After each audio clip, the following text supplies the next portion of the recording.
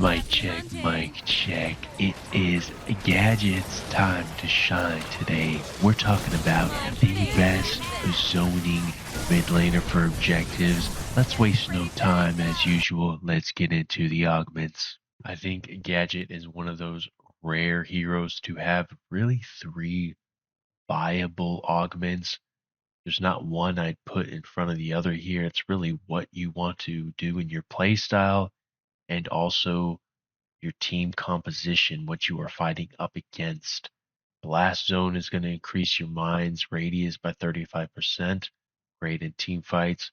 Auto Lock AMP. Seek and Destroy homing speed goes crazy. 25% increase. That really locks down a hero or a group of heroes. And then finally, the Barrier, going to give your team and yourself a shield when you run through it. Honestly, I love running these dependent on the match.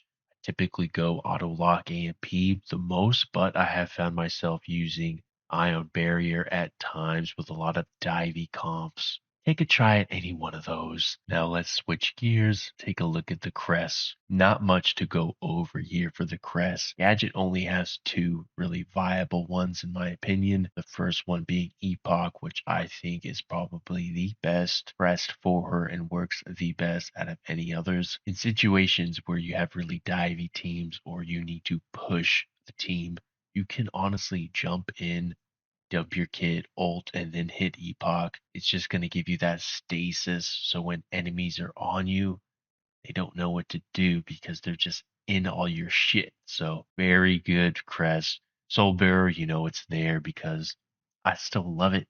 I still use it. Has its situations, but Epoch is going to be what you are going to be running the most. Let's get things moving. Talk about the builds and the items. Enter the Void is going to be Gadget's build for today. We are going to start off with Soulbinder, Entrophy, Tainted Scepter. This is going to give you an amazing start to the game. You're going to have a shit ton of mana. You're going to have great ability haste. And you're also going to hit hard with some anti-heal. Now, if the game goes longer, which it usually does, that's where Gadget shines because she's going to get stacks on stacks, baby. We're going to introduce Astral Catalyst for those reoccurring ults, Noxia for the anti-tank capabilities, and then Oblivion Crown for the cherry on top. If you need a shield, more penetration, anti-tank, healing off hold, there's some considerations down below, but honestly, that build up top, again, like most of my builds, you could go straight for that, get all the damaging augments, and you'll be set. Now, let's jump into some gameplay. I want to talk about a play style. Gadget is like most mid laners in that she could really handle herself in a 1v1, but she really shines when the game opens up. She starts to get her stacks. It's about 30-40 minutes in, and team fights and objectives are number one priority. You want to stay back and you want to help your team after the tanks go in. Okay.